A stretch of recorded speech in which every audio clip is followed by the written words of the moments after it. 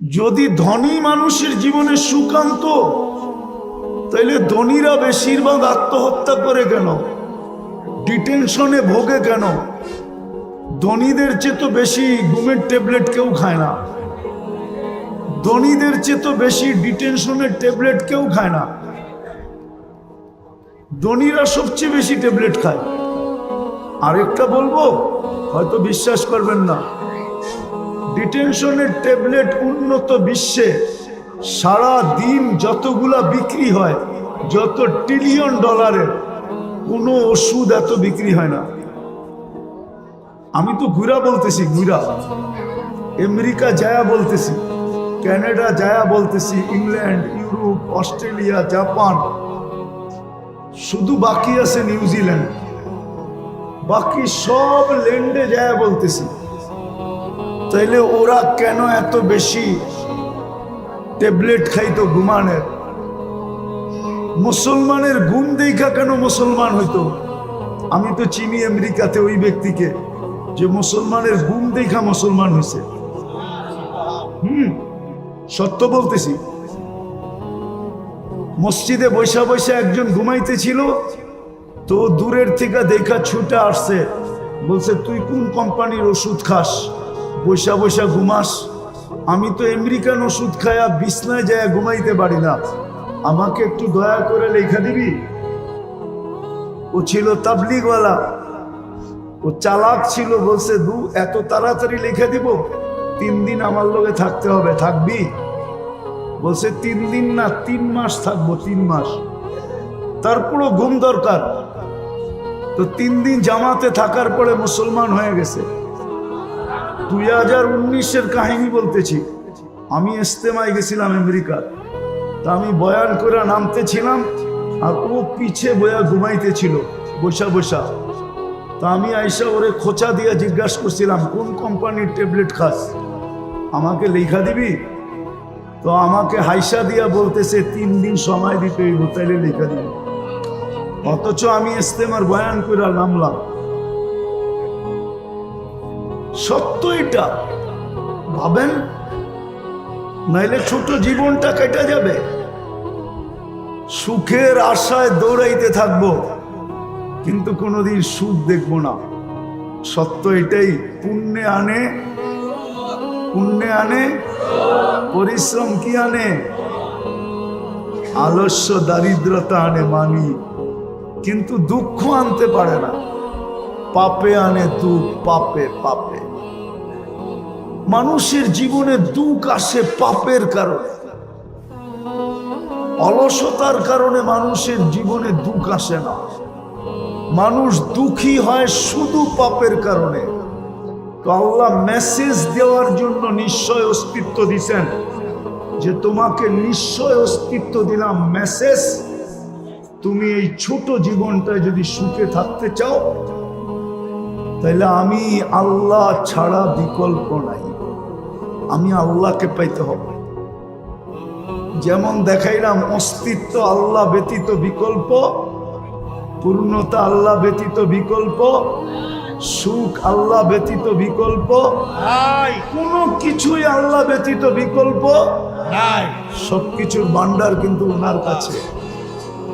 নইলে দৌড়াইতে থাকবো, যেমন আজকে দৌড়াইতেছি।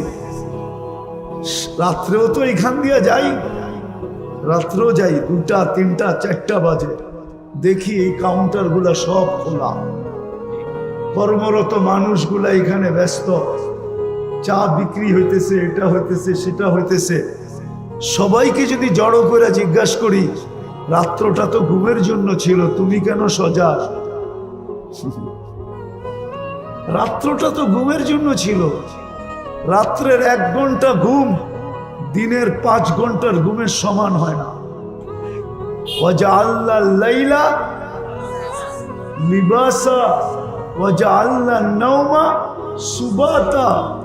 রাত্র বানানো হয়েছে ঘুমের জন্য, দিন বানানো হয়েছে ওয়াজআলনা নাহারা মাআশা। দিন বানাইছি আমরা কর্মের জন্য, কিন্তু সাইদাবাদ তো 24 ঘন্টা কর্ম করে, না করে না?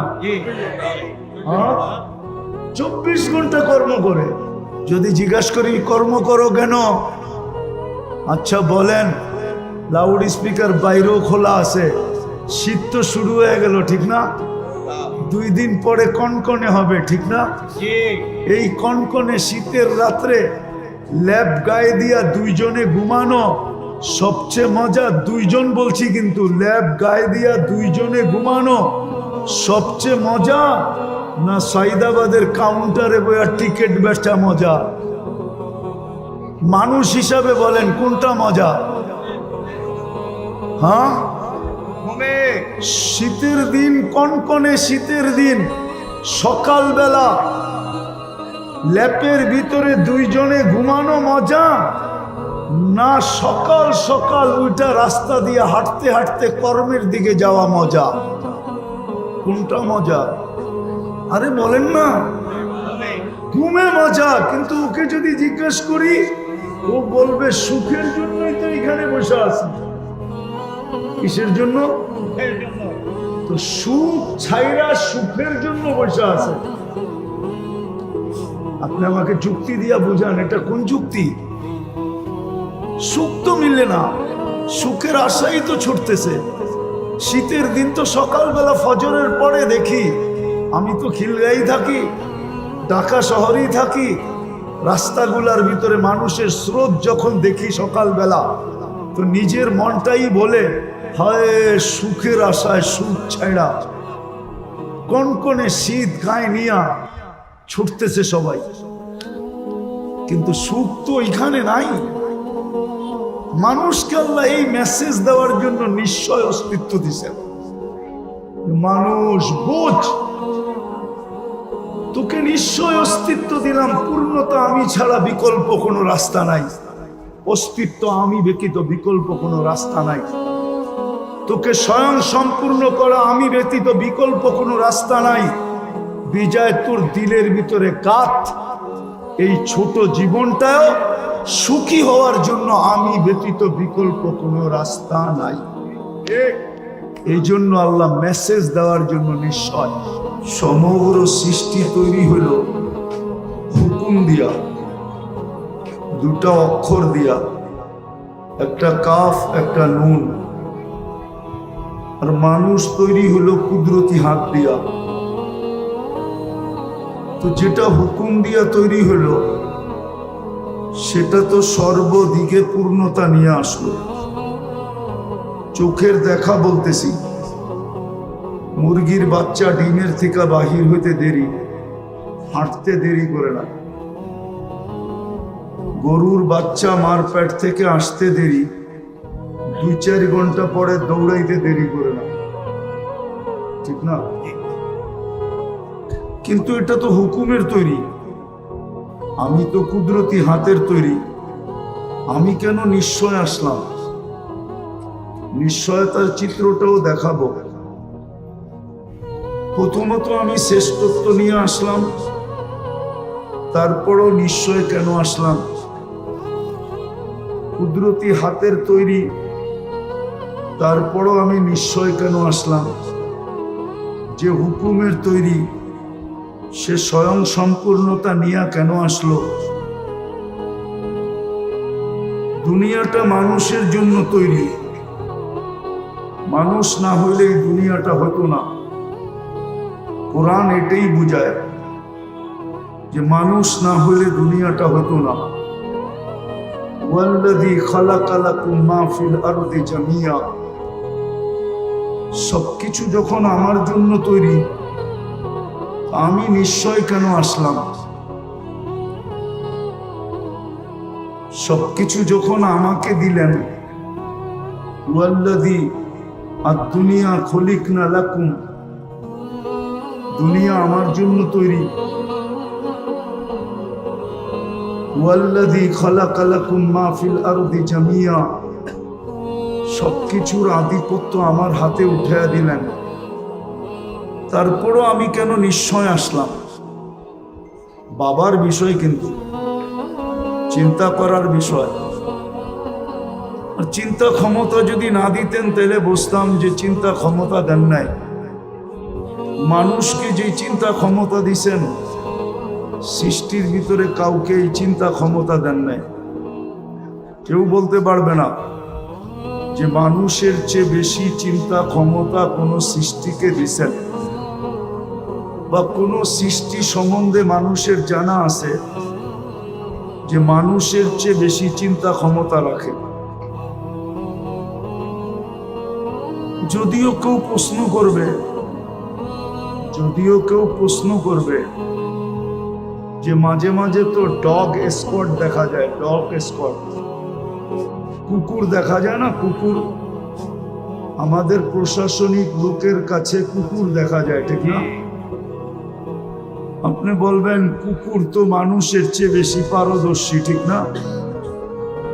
হ্যাঁ, হবে না কেন? ওর নাকের ভিতরে 25 লক্ষ সেল, আর আমার নাকের ভিতরে 5 লক্ষ সেল, 5 গুণ বেশি, ঠিক না?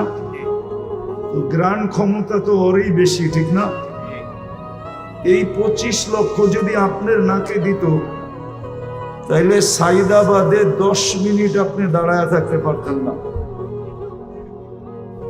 দুর্গন্ধ আপনার মাথার ভিতরে এতটুকু ঢুকতো যে আপনি পাগল হইয়া সাইদাবাদ ছেড়া দিয়া চলে যেতেন, ব্যবসা আর করতে হইতো না। মনে হয় বুঝাইতে পারি নাই। না বোঝেন নাই। ওর নাকে 25 লক্ষ সেল, মানুষের নাকে মাত্র 5 লক্ষ সেল। বিদায় গন্ধ গ্রাণ শোনার ক্ষমতা ওর বেশি। এই জন্য গ্রাণ দিয়া ও কোনটার ভিতরে মাদক আছে কোনটার ভিতরে নাই এটা ও বুঝতে পারে, মানুষ বুঝতে পারে না। ও একদিক দিয়েই পারদর্শী, শুধু গ্রাণ শোনার দিক দিয়েই পারদর্শী, আর মানুষ সর্বদিকে পারদর্শী। বিদায় কেউ যদি ভাবে যে কুকুর মানুষের চেয়ে উত্তম, তাহলে এই ধারণাটা ভুল হবে। মানুষ সর্বমুখী পারদর্শী। কি সর্বমুখী পারদর্শী? আচ্ছা, ওরে যে ট্রেনিং দিয়া ট্রেনিং প্রাপ্ত বানাইলো, এটা কি কুকুরে বানাইলো না মানুষে বানাইলো? মনে হয় বুঝাইতে পারি না। তাহলে ওর ওস্তাদ কে? মানুষ। তাহলে মানুষই তো শ্রেষ্ঠ, ঠিক না? মানুষ শ্রেষ্ঠ হওয়া সত্ত্বেও নিশ্চয় আসে কেন? আমি তো 4-5টা দেখাইলাম, ইচ্ছা করলে ফজর পর্যন্ত দেখানো যায়, কিন্তু এতগুলা মনে থাকবে না। আজকাল আমাদের ব্রেন সব চলে গেছে প্রযুক্তিতে, আমাদের ব্রেন আমাদের কাছে নাই। এই জন্য এখানে পাওয়া যাবে কলেজের ছেলে, একে পাওয়া যাবে শিক্ষিত। যদি একটা সহজ ঘরের নামটা বলতে বলি তাহলে বলতে পারবে না, এটা আমার বিশ্বাস। বলুক 13 নামটা, বলুক 13 নামটা পারবে না। ও 13-কে 13 দিয়া গুণ দিতে গেলে ক্যালকুলেটর তালাশ করবে। আর আগের যুগে আছে 25 পর্যন্ত নামটা মুখস্থ করতে হইতো স্কুলে, প্রাইমারিতেই কমপ্লিট হইতো 25 পর্যন্ত। আমরা 25 পর্যন্ত পড়ছি। এখন চলে গেছে মানুষের ব্রেন প্রযুক্তিতে, মোবাইল বললাম না, প্রযুক্তিতে চলে গেছে। বিদায় বেশি বললে মনে থাকবে না। এই জন্য চোখা চোখা 2-4টা বলতেছি। চোখা চোখা বোঝেন? মনে হয় বোঝেন না। ঢাকায় শব্দ তো কই থেকে বুঝবেন? এখন বললে তো অন্যের আবার চেতা যাইব। এখানের আদি বাসিন্দারা সবাইকে অন্য একটা শব্দ বলে, ওই শব্দটা বললামই না। এই জন্য 2-4টা বললাম আর কি, যে মানুষ সৃষ্টির সেরা, সে নিশ্চয় জমিনে পা রাখে কেন? অথচ যুক্তি তর্ক বলে গাভীর বাচ্চাটা দুনিয়াতে আসতে দেরি, 2 ঘন্টা পরে দৌড়াইতে দেরি করে না। মুরগির বাচ্চাটা ডিমের থেকে বাহির হইতে দেরি, সাথে সাথে হাঁটতে দেরি করে না। কিন্তু মানুষের বাচ্চাটা কেন নিশ্চয়? সে তো সৃষ্টির সেরা, কুদরতি হাতের তৈরি। দুনিয়ার আধিপত্যটা তাকে দিলেন, দুনিয়া তার জন্য তৈরি করলেন। সে সৃষ্টির ভিতরে সবচেয়ে সুন্দর। সৃষ্টির ভিতরে গঠনের দিক দিয়া মানুষের তুলনা হয় না। মানুষের চেয়ে গঠনে সুন্দর কোনো সৃষ্টি নাই। কেউ যদি বলে পরী, এটা আমি মানি না, কেননা পরী কেউ দেখছে নাকি? আসল রূপে কেউ পরীকে আজ পর্যন্ত দেখে নাই। শুধু একটা ভুয়া প্রবাদ বাক্য পরীর মতো সুন্দর। আচ্ছা, যুক্তিতে বলেন, পরী যদি সুন্দর হইতো তাইলে কাইলা ছেড়ারে কেন ধরলো? ও তো ওর চেয়ে সুন্দর ছেলেকে ধরা উচিত ছিল, যুবরাজকে, ঠিক না? ও কাইলা ছেড়ারে কেন ধরলো? আমারে যুক্তি দিয়া বুঝান। মানুষ তো প্রমোশন চায়, ডিমোশন চায় না, ঠিক না? এই কাউন্টারওয়ালারা চায় সমস্ত বাসের টিকিট আমি একা বেচবো, আর কেউ যেন না বেচে, ঠিক না? চাই সেটা 24 ঘন্টা লাগবে, পুরা ব্যবসা আমার কাছে আসুক। পরী যদি সুন্দরী হইতো তাহলে কাইলা ছেড়ারে কেন ধরলো? বোঝা গেল পরী মানুষের চেয়ে সুন্দর না। পরীর গঠন মানুষের চেয়ে সুন্দর না। এমনকি ফেরেশতার গঠনও মানুষের চেয়ে সুন্দর না। আচ্ছা, যুক্তিতে বলেন, ফেরেশতার গঠন যদি মানুষের চেয়ে সুন্দর হইতো, তা ফেরেশতা মানুষ দেখা এই কথা কেন বলল? আল্লাহ যখন আদম আলাইহিস সালামকে তৈরি করে রাখলেন, তো ফেরেশতারা দেখতেন আর বলতেন খালকুন জাদীদ, নতুন সৃষ্টি। কেন এর আগে মানুষ দেখেন নাই? দ্বিতীয় বলতেন খালকুন জামিল, নিজেদের দিকে তাকায় বলতেন এত সুন্দর। তাহলে এই ফেরেশতারা কেন সুন্দর বলতেন? কি আফ্রিকান দেখলে আমাদের ছেলেরা পিছে পিছে হাঁটে নাকি? সাদা চামড়া দেখলেই পিছে পিছে হাঁটে, ঠিক না? ঠিক না? যুবকরা পিছে পিছে হাঁটে না সাদা চামড়া দেখলে? মনে হয় বুঝে নাই। আবার একজন আরেকজনের চোখ টিপি দেয়, ঠিক না? কি বুঝাইতে চায়? দেখছো চামড়া কিরম সাদা, ঠিক না? আসলে তো চামড়াটাই সাদা, ঠিক না? নাইলে আর কি আছে? আর কিছু আছে? একটা কাহিনী মনে উঠলো। এক বাদশাহ ছিলেন প্রতাপশালী, নাম ছিলেন ইয়াজিদ বিন মুহাল্লাব, মুসলিম বাদশাহ। মালিক ইবনে দিনার রহমতুল্লাহ আলাইহির জামানায় বড় আল্লাহওয়ালা ছিলেন মালিক ইবনে দিনার, ওলামারা চিনে। তো উনি ওনার দিকে একটু বাঁকা চোখে দেখছিলেন, বাঁকা চোখে। তো বাদশাহ ডাইকা জিজ্ঞাসা করছে, তুমি তো আমার রাজত্বেই থাকো, তুমি কি আমাকে চিনো না? বলছে অবশ্যই চিনি। বলছে তাহলে বাঁকা চোখে কেন দেখলা? তো বলল, শোনো, আমি তোমাকে তোমার চেয়ে বেশি চিনি। তো সে একটু আশ্চর্য বোধ করলো, আরে আমার চেয়ে আমি আমাকে যতটুক না চিনি, এই লোকটা আমার চেয়ে আমাকে বেশি কি করে চিনে? বলছে বলো। আগের যুগের বাদশারা প্রতাপশালী ছিল, কিন্তু বেয়াদব ছিল না। কি ছিল না? বেয়াদব ছিল না। রাগ হয় না, পায়ে হাত রাখি। আজকাল তো মানুষ একটু ক্ষমতা পাইলে শুধু প্রতাপশালী হয় না, বেয়াদব হয়। আদব কায়দা হারায় ফেলে, ঠিক না? আদব কায়দা, কথা বলারও ঢং জানে না। তো বাদশাহ জিজ্ঞেস করলো, তুমি আমাকে আমার চেয়ে বেশি কিভাবে চিনো? তো আরো মালিক ইবনে দিনার রহমতুল্লাহ আলাইহি বলতেছিলেন, আমা কানা আউয়ালুকা নুতফা, তোমার উৎস কি বীর্য ছিল না? তোমার তৈরি তো বীর্য থেকে, ঠিক না? আরে কি সত্য তো? দুর্গন্ধময় নিকৃষ্ট একটা পানি থেকে। তো বলছে বালা, অবশ্যই। বলছে আখেরুকা জিফা, তুমি মরে গেলে ফুলন্ত ফাটন্ত দুর্গন্ধময় একটা লাশ হবে না? বলছে বালা, অবশ্যই। বলছে বাইনাহুমা তাহমিলু কাদিরা, এই দুইয়ের মাঝে তুমি আর আমি একটা পেশাব পায়খানার টুকরি, না টুকরি বোঝেন? টুকরি পেটের ভিতরে কি? আরে বলেন না, পেশাব পায়খানা না, বুড়িতে কি আছে?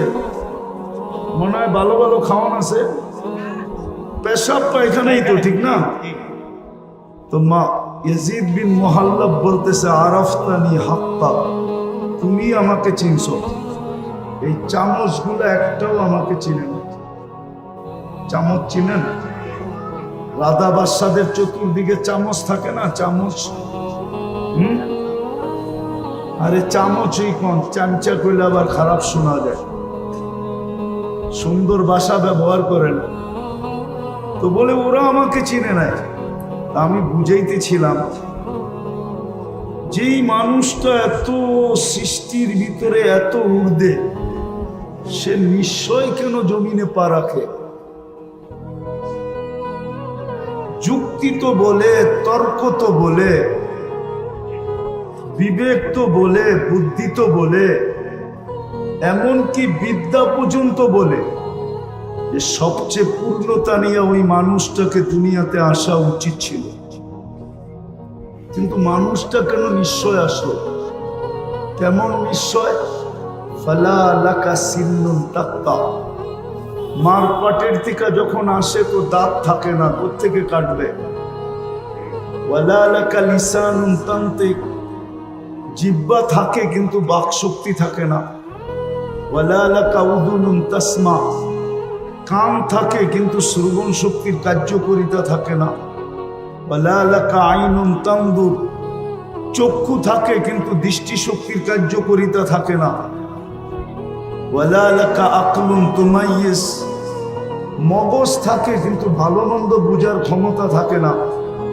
ওয়ালা লাকা কলবুন তাতাফাক্কার, দিল থাকে কিন্তু চিন্তা কি জিনিস সে জানে না। ওয়ালা লাকা ইয়াদুন তাফতিশ, হাত থাকে কিন্তু কর্ম তো দূরের কথা, ধরারই ক্ষমতা থাকে না। ওয়ালা লাকা রিজলুন তামশি, পাও থাকে কিন্তু চলার ক্ষমতা থাকে না। কুনতা সগীরা, বড় ছোট থাকে, বড় ছোট। আফসোস তো এইখানেই হয়, যুবক যৌবন পেয়ে আল্লাহকে ভুলা যায়। ভাবি না যে মাত্র 5-6 পাউন্ডের ছিল, ঊর্ধ্বে 7 পাউন্ড, ঊর্ধ্বে 10 পাউন্ড। 10 পাউন্ডের উপরে বাচ্চা হয় না। আর 10 পাউন্ড যেই বাচ্চা, সে নর্মালও জন্ম নেয় না, তাকে সিজার করতে হয়। কেননা 10 পাউন্ডের বাচ্চা নর্মাল আসতে পারে না, তাকে সিজার করা ব্যতীত আনা যায় না। তাহলে 10 পাউন্ড, কিন্তু যুবক তো ভাবে না যে আমি একদিন 10 পাউন্ড ছিলাম। আল্লাহ তো এটাই বলে আমা কুনতা সগীরা, তুই ছোট ছিলি। আমা কুনতা যায়ীফা, তুই কি দুর্বল ছিলি না? মার পেটের থেকে আসে তখন কেমন দুর্বল, কিন্তু বড় হইতে দেরি। অতীত বলতে তো দেরি করে না যে অতীতে আমি ছিলাম কি। কে আমাকে এত ওজন বানাইলো? 70 কেজির ওজন আমাকে কে বানাইলো 10 পাউন্ড থেকে? এটা তো ভাবে না। তো নিশ্চয়ের চিত্র দেখাইতেছি যে ছোট ছিল কতটুকু, ওয়েট ওজন ছিল কতটুকু, দুর্বল ছিল কেমন। কুনতা জাহিলা, তুমি বড় অজ্ঞ ছিল, অজ্ঞ। এই নিশ্চয় মানুষ কেন আসে? আবারও বলতেছি, অথচ সৃষ্টির সেরা। আল্লাহ মানুষকে একটা মেসেজ দিতে চান, মেসেজ। এই জন্য নিশ্চয় নিয়ে আসছে। কেনটা এই মেসেজটা কোনো সৃষ্টির দরকার নাই, কোনো সৃষ্টির এই মেসেজের প্রয়োজন নাই। প্রয়োজন নাই কেন এটাও বুঝাইতেছি। কোনো সৃষ্টির ভোগ অধিকার নাই। সৃষ্টি ভোগ যদি করেও তাহলে মানুষের জন্য করে। সৃষ্টি বাঁচে যদি মানুষের জন্য বাঁচে। সৃষ্টির অস্তিত্ব মানুষের জন্য। মানুষ না হইলে এই সৃষ্টির দরকার ছিল না। সূর্যের আলো দরকার ছিল না, চাঁদের কিরণও দরকার ছিল না, নদী প্রবাহমান হওয়াও দরকার ছিল না, সমুদ্রের তরঙ্গ মারাও দরকার ছিল না। এটা খোলার সময় এখন নাই। আর এই হইহুল্লার ভিতরে যে বুঝে আসবে এমনও না, যদি খুলিও তাইলে বুঝে আসবে না। এটার জন্য খুব নির্জনতা চাই, খুব ধ্যান চাই, তাইলে হয়তো বুঝে আসতে পারে যে সব সৃষ্টি মানুষের জন্য। সব সৃষ্টি মানুষের জন্য। মানুষ না হলে কিচ্ছু হতো না, কিচ্ছু প্রয়োজনও ছিল না। তো যেটা বুঝাইতেছিলাম, মানুষ নিশ্চয় আসে কেন? শুধু একটা মেসেজ দেওয়ার জন্য। এই মেসেজটা কোনো সৃষ্টির দরকার নাই, প্রয়োজন নাই। এই জন্য সব সৃষ্টিকে আল্লাহ পূর্ণতা দিয়ে অস্তিত্ব দেন। শুধু ওই মেসেজটা বোঝার জন্য মানুষকে নিশ্চয় অস্তিত্ব দেন, নিশ্চয়। শুধু একটা মেসেজ বোঝানোর জন্য। আর মেসেজটা এই জন্য বুঝাইতেছিলাম, কোনো সৃষ্টির ওই মেসেজের প্রয়োজন নাই। কেননা ভোগ অধিকার নাই। কোনো সৃষ্টির জীবনের ফলাফল নাই, প্রতিদান যাকে বলে, প্রতিদান নাই। কোনো সৃষ্টি প্রতিদান পাবে না। এমনকি ফেরেশতা পর্যন্ত প্রতিদান পাবে না। কোনো সৃষ্টি জান্নাত জাহান্নামে যাবে না। শুধু একমাত্র মানুষই জান্নাতে যাবে, জাহান্নামে যাবে। উকুদুহান নাস ওয়াল হিজারা, কুরআন বলে শুধু মানুষ জাহান্নামের ইন্ধন হবে। এই জন্যই মানুষটাকে মেসেজ দেওয়ার প্রয়োজন ছিল। এই জন্য আল্লাহ নিশ্চয় অস্তিত্ব দিয়েছেন। যদিও মানুষ ভাবে না, এটাও মানুষেরই স্বভাব। এটাই মানুষের স্বভাব। জিতার আগে একরকম, জিতা গেলে আরেক রকম। জিতার আগে পাও ধরতে পারে, আবার জিতার পরে যার পাও ধরছে তারে ফুটবলের মতো লাথিও দিতে পারে। এটা মানুষের স্বভাব। কুরআন বলতেছে, কুরআন, আমি না। কুতিলাল ইনসানু মা আকফারা। নাইলে একটা কথা বোঝেন, এটা তো স্বীকার করি, হায়াত কার হাতে? আল্লাহ। মউত আল্লাহ, সুস্থতা আল্লাহ, অসুস্থতা আল্লাহ, সর্বকিছু কার হাতে? আল্লাহ। যেই মানুষটা বলে আল্লাহ ডাকলে ও মসজিদে যায় না কি করে? আচ্ছা বলবেন মসজিদটা ছোট, এত মানুষের সংকুলন হবে না। বলুক এই কাউন্টারে জামাতে দাঁড়ায় কিনা, নামাজ পড়ে কিনা, অথবা এই রোডে দাঁড়ায় কিনা, বলেন কয় পার্সেন্ট মানুষ নামাজ পড়ে? তাহলে বোঝা গেল মানুষের মতো অকৃতজ্ঞ কোনো প্রাণী নাই। বিশ্বাস করে যে মউত আল্লাহর হাতে, মউত হায়াত আল্লাহ। নাইলে প্রবাদ বাক্য কেন আসলো, রাখে আল্লাহ মারে কে? কিন্তু মিডিয়ালারও লেখে মাঝে মাঝে যে রাখে আল্লাহ মারে কে, মারে আল্লাহ রাখে কে। বিশ্বাস তো করে, কিন্তু আল্লাহ ডাকলো, কে ডাকলো? আল্লাহ। আজান কার ডাক? আল্লাহ। আল্লাহ ডাকলো, তো বিশ্বাস করে আমার হায়াত আল্লাহর কাছে, হাতে, মউত আল্লাহর হাতে, আমার কর্ম আল্লাহর হাতে, আমার সুস্থতা আল্লাহর হাতে, আমার এভরিথিং আল্লাহর হাতে। বুঝলাম নাস্তিক যারা ওরা মানে না, কিন্তু আমরা তো নাস্তিক না। নাস্তিক আল্লাহকে মানি না, স্বীকার করি না, অবশ্যই। তাহলে আমরা কেন ডাকে আসি না? আমাকে যুক্তি দিয়া বুঝান, ও কেন আসে না? তাহলে বোঝা গেল আল্লাহর কথা সত্য। মানুষ তোর চেয়ে অকৃতজ্ঞ কেউ নাই। মানুষ সবচেয়ে অকৃতজ্ঞ। কুতিলাল ইনসানু মা আকফারা। অকৃতজ্ঞতা মানুষকে খায়া ফেললো। এই জন্য আল্লাহকে ডেলি ধ্বনি দিতে হয়। ধ্বনি কোরআনের মাধ্যমে আল্লাহ প্রত্যেকের কানে ধ্বনি দেন, আওয়াজ দেন। মা গর্রাকা বিরাব্বিকাল কারীম। দয়ালু আল্লাহর থেকে তোকে বিমুখ করলো কে? এত দয়ালু আল্লাহ। চলেন দয়ার একটা দৃষ্টান্ত দেখাই।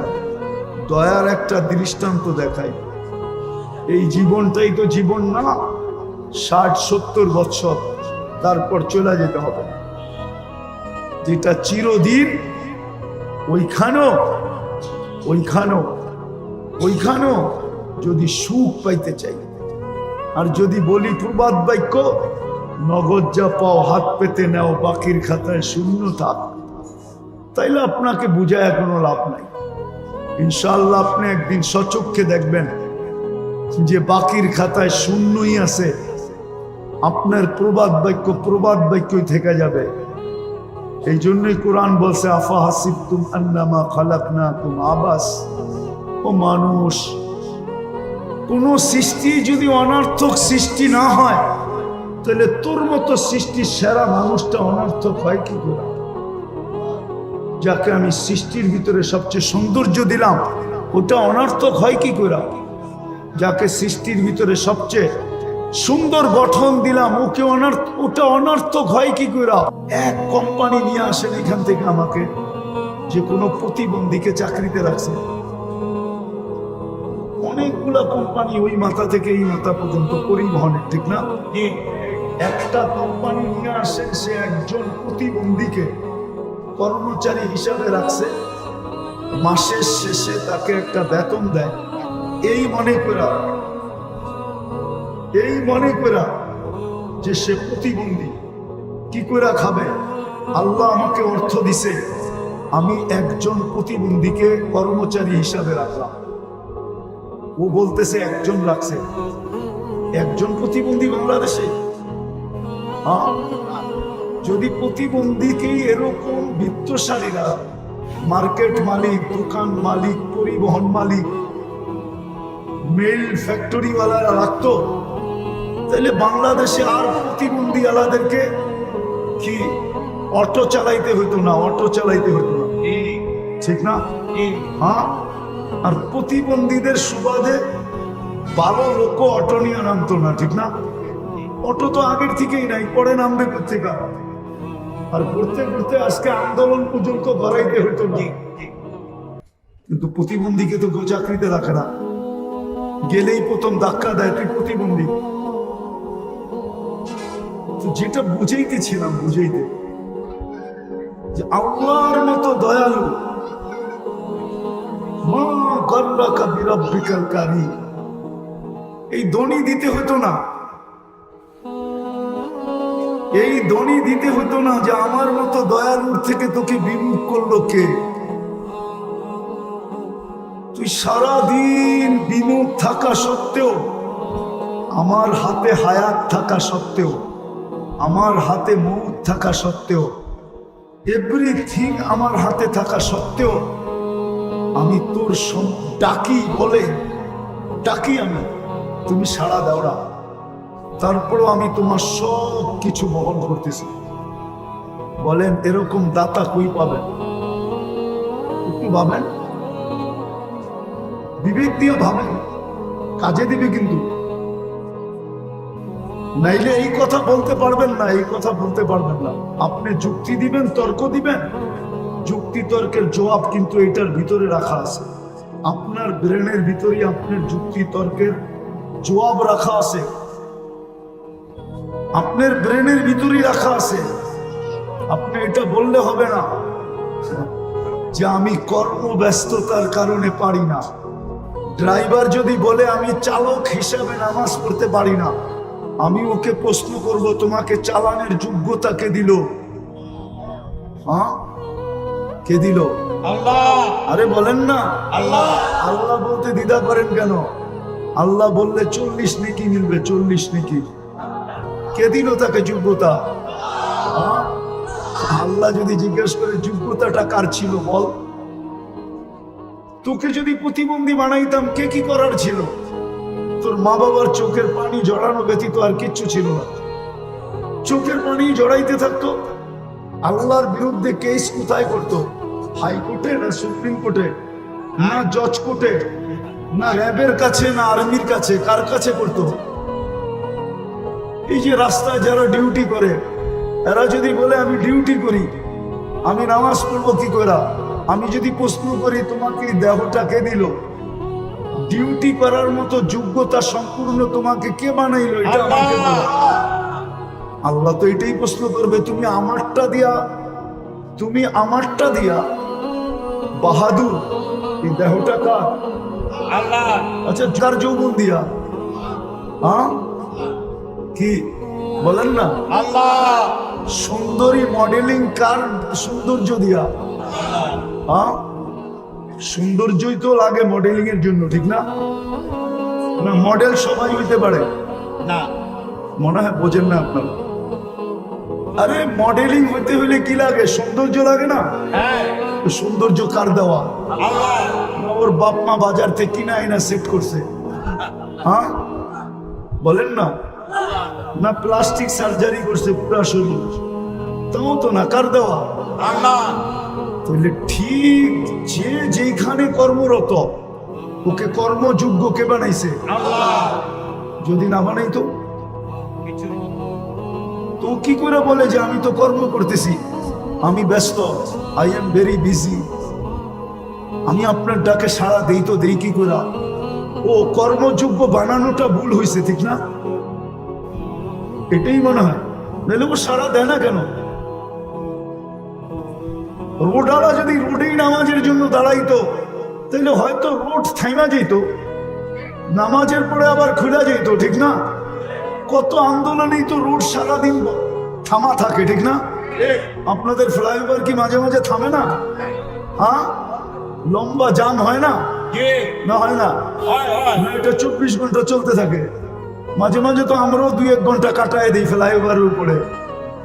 10 মিনিটের জন্য যদি থেমে যেত। কিন্তু ও কবেলে সবাই যেন বুঝাইতে চাইতেছে তুমি আমাকে যোগ্যতা সম্পূর্ণ বানানো, এটা তোমার ভুল। তুমি আমাকে শ্রেষ্ঠ কেন বানাইলে? তুমি আমাকে সৌন্দর্য কেন দিলে? তুমি আমাকে কর্মযোগ্য কেন বানাইলে? যুবকও যেন বুঝাইতে চায় আমি আকর্ষণের পাত্র কেন বানাইলাম? আমাকে তৃতীয় লিঙ্গ বানাইতা তাই ভালো ছিল, মানুষ দেখতো আর খালি হাততালি দিত। অন্য ভাষায় বুঝাইলাম, এটাই মনে হয় ভুল হয়ে গেছে। বিদায় আসেন শেষ জায়গায় চলে আসছে, আর লম্বা করতে চাইতেছিলাম। মানুষকে আল্লাহ নিশ্চয় দিচ্ছেন একটা মেসেজ বোঝানোর জন্য, যে মানুষ ভালো মতে বুঝো, আমি ছাড়া যেরকম তোমার অস্তিত্বের কোনো বিকল্প চিন্তা ছিল না, আল্লাহ ব্যতীত মানুষের অস্তিত্বের কোনো বিকল্প চিন্তা আছে না নাই? আছে? আল্লাহ ছাড়া মানুষকে অস্তিত্ব দিতে পারবে? কোনো বিকল্প চিন্তা আছে? আল্লাহ বলে আমি ছাড়া যেরকম তোমার অস্তিত্বের বিকল্প চিন্তা নাই, আমি ছাড়া যেরকম তোমার পূর্ণতার বিকল্প কোনো চিন্তা নাই, চিন্তাধারা নাই, যে মানুষকে যদি আল্লাহ শারীরিক পূর্ণতা না দিত, না দেন, তাহলে দুনিয়ায় আসার পরে টাকার বলে যদি পূর্ণতা নিতে পারতো, তাইলে বহুত প্রধানমন্ত্রীদের ঘরেও এরকম বাচ্চা কাচ্চা আছে যেটা মার পেটের থেকে পূর্ণতা নিয়ে আসে নাই। কিন্তু প্রধানমন্ত্রীর টাকার পাহাড় থাকা সত্ত্বেও উনি দুনিয়াতে ওনার ঘরের বাচ্চার পূর্ণতা নিতে পারেন নাই। আঙ্গুল দিয়া দেখাবো? 2-4টা দেখানো যায়। নাম সহ দেখানো যায়, নাম সহ। পূর্ণতা নেওয়ার কোনো সুযোগ নাই। তো আল্লাহ বুঝাইতে চাইতেছেন, আমি ছাড়া তোমার অস্তিত্বের যেরকম কোনো বিকল্প চিন্তাধারা নাই। মানুষ চিন্তা করছিল, চিন্তা যে মার পেট ছাড়া টেস্ট টিউব বেবি বানাবে, টিউবের ভিতরে বানাবে, টিউবের ভিতরে মার পেট ব্যবহার করবে না। কিন্তু বিজ্ঞান বানাইছিলেন, কিন্তু পরে দেখছেন যে এটা দিয়া কোনো কর্ম করা যাবে না। যেরকম যদি বুঝাই, বুঝবেন কিনা জানি না, ঢাকা শহরে বাস করেন তো, গ্রামগঞ্জে যান না, কোত্থেকে বুঝবেন?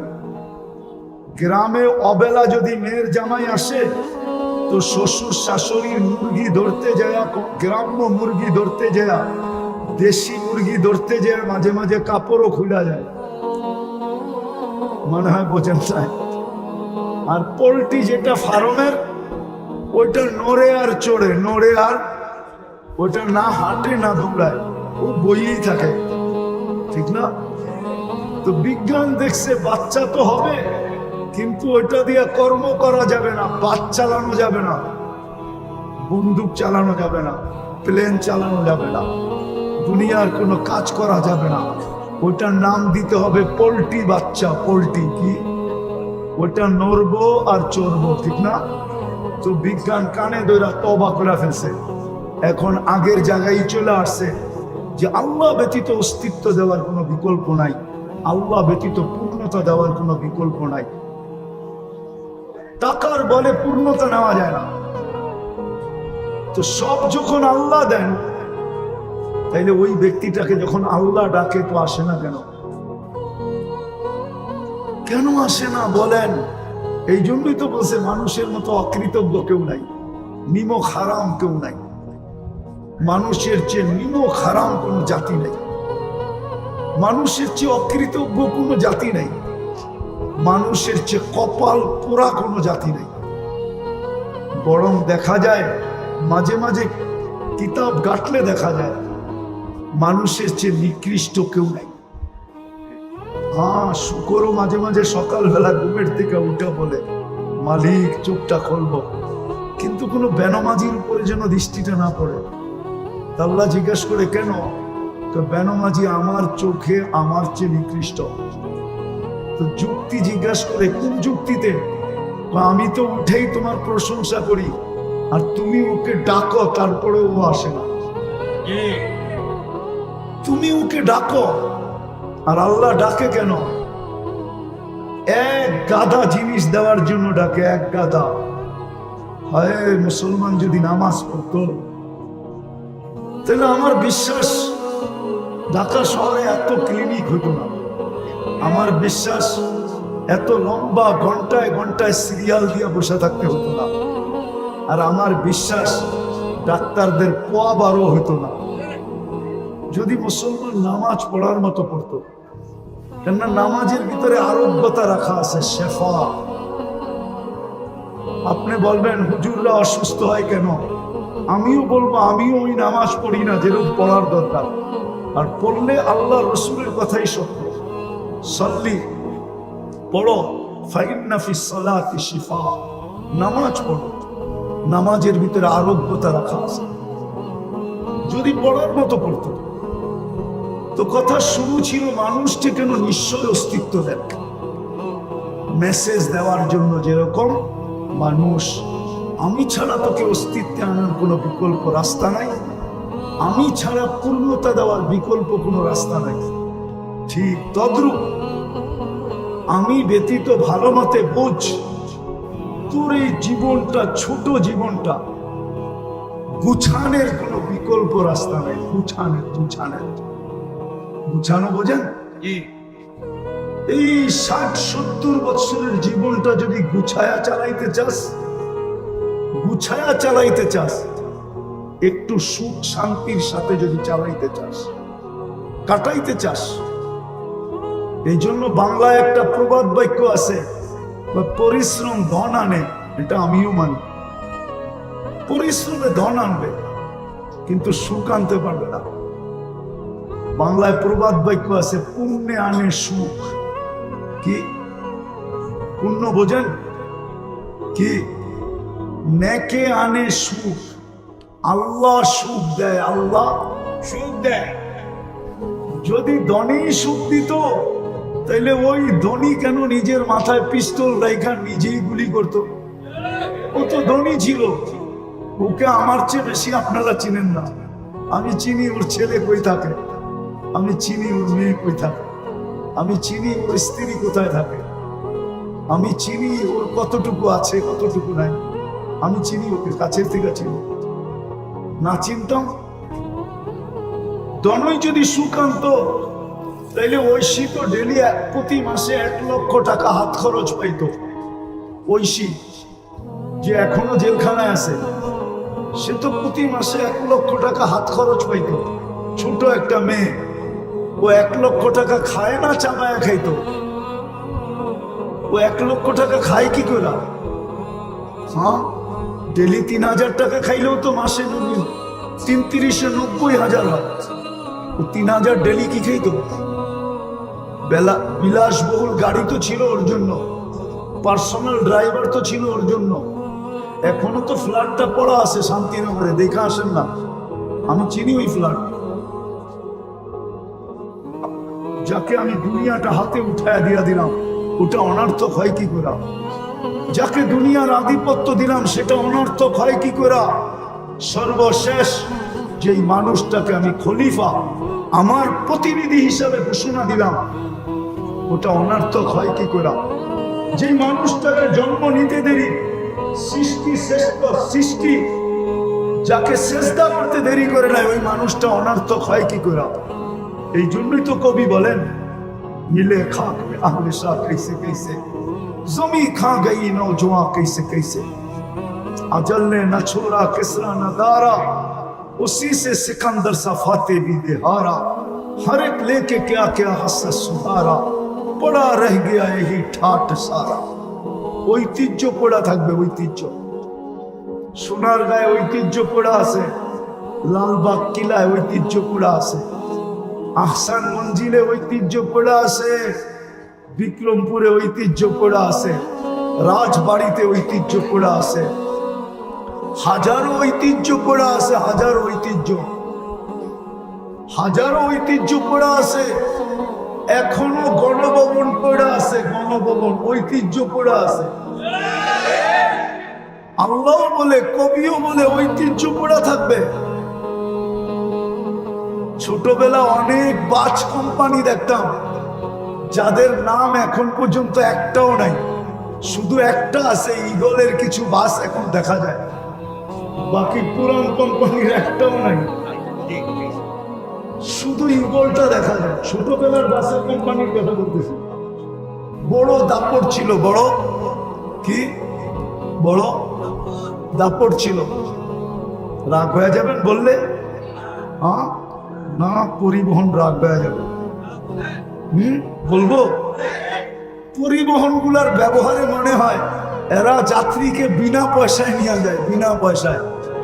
এরকম রাগ ব্যবহার করে কাউন্টার থেকে নিয়ে পায়ে হাত দিয়া বলতেছি, রাগ হবেন না, কন্ট্রাক্টর থেকে নিয়ে সবাই এরকম রাগ ব্যবহার করে, মাঝে মাঝে মনে হয় বিনা পয়সায় নিয়ে যায় কি। কিন্তু আসলে এদের পরিবহন চলে তো জনগণের মাধ্যমে, ঠিক না? জনগণ যদি বলে আমরা 11 নম্বর পরিবহন ব্যবহার করব, আজকের থেকে কোনো পরিবহনই ব্যবহার করবো না। 11 নম্বর চিনেন? এটাও চিনেন না, ঠিক না? এই দুইটা পাও, এটা হলো 11 নম্বর। 11 নম্বর 11 নম্বর পরিবহন ব্যবহার করব, আর কোনো পরিবহনই ব্যবহার করবো না। তাইলে দেখেন আপনাদের জনগণের পাও ধরে কেমনে। রিক্সাওয়ালারা যদি ব্যবহারই না, ঢাকা শহর কত বড়, কিন্তু আমরা অলস হয়ে গেছি বিদায় 5 টাকার ভাড়া 50 টাকা দেওয়া যায়, ঠিক না? 20 টাকার ভাড়া 100 টাকা দেওয়া যায়, ঠিক না? হ্যাঁ, এই জন্যই তো আমরা অসুস্থ। সব ফার্মের মুরগি হয়ে গেছে, 1 কিলো হাঁটতে পারে না, ঠিক না? হ্যাঁ, তো যেটা বুঝাইতেছিলাম, দুনিয়াটা চলবে না আল্লাহ পাওয়া ছাড়া। লেখালাম এই জন্যই আপনাকে নিশ্চয় অস্তিত্ব দেয়। মেসেজ, এটা মেসেজ। আল্লাহ ছাড়া তোমার এই দুনিয়ার ছোট জীবনটা চলবে না। একটা কাহিনী শোনাবো, কানে শোনা কাহিনী, মেরে শোনাইতাম না। দেখেন না, কনস্ট্রাকশন শ্রমিক থাকে না, যারা বিল্ডিং শিল্ডিং বানায়, ঠিক না? তো ওদের একজন সুপারভাইজার থাকে, অনেকগুলা কি দিন মজদুর থাকে, ঠিক না? ওরা দেখবেন সকালবেলা টিফিন কারি নিয়ে আসে লোকে করে, দুপুরে একসাথে বৈশা খায়। তো একদিন যাইতেছিলাম, অনেক আগের কথা, তো দেখছি সবাই খাইতেছে আর গল্প করতেছে, গল্প। তো যেই বাড়িতে কাজ করতেছিল একজন বলতেছিল, ওদের যে সুপারভাইজার তাকে যেই নামে ডাকে ওই নামেই ডাকতেছিল, যে আমাগো স্যার এত শিক্ষিত, ওর বাপে ওরে শিক্ষিত বানায় তো একটা বেউকুফ বানাইছে। তো সব নিয়ে জিজ্ঞাসা করছে, তুই বুঝলি কি করে? হয়তো ম্যাডামের কথা ছাড়া কিচ্ছু করে না, কিন্তু ও এত বড় অফিসার, বিয়া করলো, বিল্ডিং বানাইতেছে ওর টাকায়, সব খরচ করে ও, কিন্তু ও তো ম্যাডামের কথা ছাড়া লড়ে না। তাইলে আমি বেউকুফ বলবো না, বলবোটা কি? মনে হয় বুঝাইতে পারি না। তারপরে নিজেদের কথা বলতেছে, দেখ আমরা শিক্ষা দীক্ষা লই নাই, গায়ে খাটি, আমরাই ভালো আছি। তার একটা হাসে আর জিগায়, কেমনে ভালো আছিস? দেখছস ফজরের আগে উঠা আমাগর টিফিন কারিটা রেডি করে দিছে, গরম গরম পাক করে দিছে, এই যে নিয়ে আসছি এখন খাইতেছি। বিকাল বেলা বাড়িতে যায়া দেখমু পানিটা রেডি আছে, যায়া গাও গোসল করমু। তারপরে বউ বলবে ছেলে পেলেকে, তোরা একটু দূরে যা, তোর আব্বা সারাদিন খাইতে আইছে, একটু আরাম করো। তোরা যদি বিরক্ত করস তাহলে আরাম করতে পারবে না, কালকে আবার কাজে যাইতে হবে। যদি অসুস্থ হয় তাহলে সংসার চলবে না, তোরা একটু দূরে যা, তোর আব্বা আরামে ঘুমা। তারপরে বউ আইসা একটু গায়ে পায়ে তেল লাগায় দেয়, তাইলে আমরা ভালো আছি না? তো সারে ভালো আছে, সারে তো সারাদিন কথা সারা লড়েই না। মনে বুঝাইতে পারি, এই জীবনটাও আল্লাহ চাওয়া ছাড়া চলবে না, আর আখেরাতটা তো চলবে না, চলবেই না। এই জন্য আসেন আজকের থেকে তওবা কইরা, বেশি করতে হবে না, বেশি। আমাদের আল্লাহ এরকম না যে বেশি করতে হবে। আজকে তো শ্রমিকরে খাটায় 12 ঘন্টা, বেতন দেয় 8 ঘন্টার, 8 ঘন্টা, ঠিক না? না 8 ঘন্টার দেয় না, 12 ঘন্টার দেয়। নাইলে এত আন্দোলন বেতনের লেগে কেন হয়? মালিক পক্ষ মনে করে আমি তো বিল্ডিং মাত্র নিউ ইয়র্কে একটা বানাইলাম, আর বাকি তো কানাডা রয়ে গেল, অস্ট্রেলিয়া রয়ে গেল, ইংল্যান্ড রয়ে গেল, নিউজিল্যান্ড রয়ে গেল, জাপান রয়ে গেল, দুনিয়ার বড় বড় জায়গায় বিল্ডিং বানানো রয়ে গেল। তোকে এত বেতন দিব কেন? আমি আগে বিল্ডিং বানাই, ঠিক না? তাইলে শ্রমিকের আন্দোলন হইতো কেন?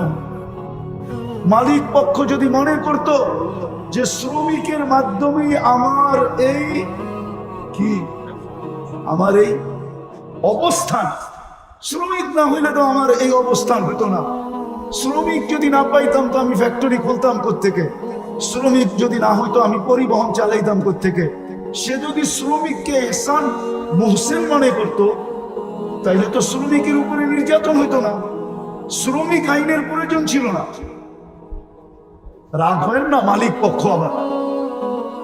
তো যেটা বুঝাইতেছিলাম আল্লাহ পাওয়া ছাড়া আমাদের জীবনটা চলবে না। আল্লাহ বেশি চান না। আল্লাহকে রাজি করা অনেক সহজ, শুধু একটা জিনিসই যদি আজকে করতে পারি, প্রথমে যদি তওবা করতে পারি, নিজেকে তওবায় অভ্যস্ত বানাইতে পারি, যে আমি সকাল বিকাল যখনই মনে উঠবো তখনই মুখ দিয়া বলবো, আল্লাহ আমার তওবা, আল্লাহ আমি তওবা করলাম। আল্লাহ তওবা খুব পছন্দ করে।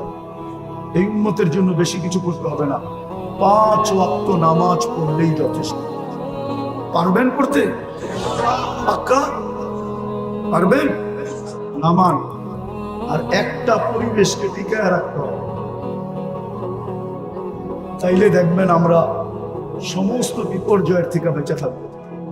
যেমন বাংলাদেশ বেঁচে আছে শুধু একটা কারণে, নাইলে বাংলাদেশের বিপর্যয়ের কথা পেপারে একবার আসে নাই, একাধিকবার আসছে। মিডিয়ায় হাজারো বার বলছে যে বাংলাদেশে বিপর্যয় ঘটবে, কিন্তু বাংলাদেশে কোনো বিপর্যয় আজ পর্যন্ত ঘটে নাই। আর আমার বিশ্বাস পরিবেশ যতদিন থাকবে অতদিন ঘটবে না। করোনার সময় সবাই চিৎকার দিছে বাংলাদেশের মতো বিপর্যয় কোথাও হবে না। আপনারা ব্যারিস্টার সুমনের বয়ান শুনছেন করোনার সময়? ওর বয়ান দেখেন। করোনার সময় ও চ্যালেঞ্জ করে বলছে বাংলাদেশের মতো বিপর্যয় কোথাও ঘটবে না, বাংলাদেশে মাটি দেওয়ার মতো লোক পাওয়া যাবে না। কিন্তু করোনায় বাংলাদেশে কোনো বিপর্যয় ঘটে না। বাংলাদেশে 7.8 ভূমিকম্প আসছিল। আজ 2013 অথবা 14 31st নাইটের পরের দিন সকাল 5:05 কোনো বিপর্যয় ঘটে না। অথচ তুর্কিতে 1.5 লক্ষ লোক মারা গেছে এই একই স্কেলের ভূমিকম্প, এক শহর মাটির সাথে মিশে গেছে। এরকম শতবার বাংলাদেশে 10 নম্বর মহাবিপদ সংকেতের ফ্ল্যাগ উড়ানো হয়েছে, কেননা আবহাওয়াবিদদের কাছে 10-এর উপরে কোনো সংখ্যা নেই। বিদায় বাংলাদেশে কোনো বিপর্যয় ঘটে নাই, ঘটবে না। শুধু দুইটা পরিবেশের কারণে বা একটা পরিবেশের কারণে, মসজিদ, মাদ্রাসা, আলেম, উলামা, শুধু এই পরিবেশটার কারণে। আমি ঘুরা বলতেছি, কিন্তু আমার কথা হয়তো আমার শিক্ষিত সমাজ মানবে না, আমার কথা হয়তো যারা বর্তমান টেকনোলজির যুগে টেকনোলজিকে মাথায় নিয়ে চলে ওরা মানবে না, কিন্তু যারা আধ্যাত্মিককে মাথায় নিয়ে চলে ওরা মানবে। কেননা এখানে ধারা দুইটা, একটা হলো বিজ্ঞানের ধারা, একটা হলো টেকনোলজির ধারা, আর একটা হলো আধ্যাত্মিক ধারা। আধ্যাত্মিক ধারা নিয়ে যারা চলে তারা আমার কথা মানবে। এই পরিবেশের কারণে আমার দেশে বিপর্যয় হয়, হবেও না। দেখা যাবে যে বিপর্যয় হবে, কিন্তু ইনশাআল্লাহ হয় না আর কোনোদিন হবেও না। হবেও হবেও হবেও 5 তারিখের পরেও তো ভাবছিলাম কি জানি হবে, ঠিক না? সব ভাঙ্গা পড়ছিল না, এরকমই তো, ঠিক না? কিন্তু আস্তে আস্তে সামলায় উঠছে না ওঠে নাই? স্বাভাবিক হয়েছে না হয় নাই? না হয় নাই? আরে হয়েছে, হয়তো একটু বাকি আছে, ওটাও হবে, ওটাও হবে। কিন্তু বিপর্যয় আমার বিশ্বাস হবে না যদি এই পরিবেশটাকে ধরে রাখি, ওই পরিবেশটার সাথে সংযুক্ত থাকে। মসজিদ, মাদ্রাসা, আলেম, উলামা। পারবেন? হ্যাঁ পারবেন? এটাও একটা মাদ্রাসার আয়োজন। আপনাদের কাছে যদি কখনো সাহায্যের হাত পাতে, কিন্তু আমার বিশ্বাস মনে হয় পাতবে না। যেই ফ্যামিলির মাদ্রাসা, এরা যদি ইচ্ছা করে, আল্লাহ এদেরকে যতটুকু দিছে ইচ্ছা করে, কিন্তু এরা হাত পাততে পারে মনে হয় এই জন্য অন্যদেরকে সংযুক্ত করার জন্য, অন্যদেরকে সংযুক্ত করার জন্য, সংযুক্ত করার জন্য, অন্যজনকে এই সোয়াবে ভাগীদার করার জন্য হয়তো হাত পাততে পারে, নাইলে এই ফ্যামিলির হাত পাতার কথা না। আল্লাহ এদেরকে যা দিছে, আপনারা সহযোগিতা করবেন ইনশাআল্লাহ। আল্লাহ আমাদেরকে আমল করার তৌফিক দান করেন। ওমা আলাইনা ইল্লাল বালাগ। প্রয়োজন আছে বিদায়ী অটোওয়ালা সারাদিন অটো নিয়ে ছুটতেছে, সিএনজি ওয়ালা সিএনজি নিয়ে ছুটতেছে, বাজার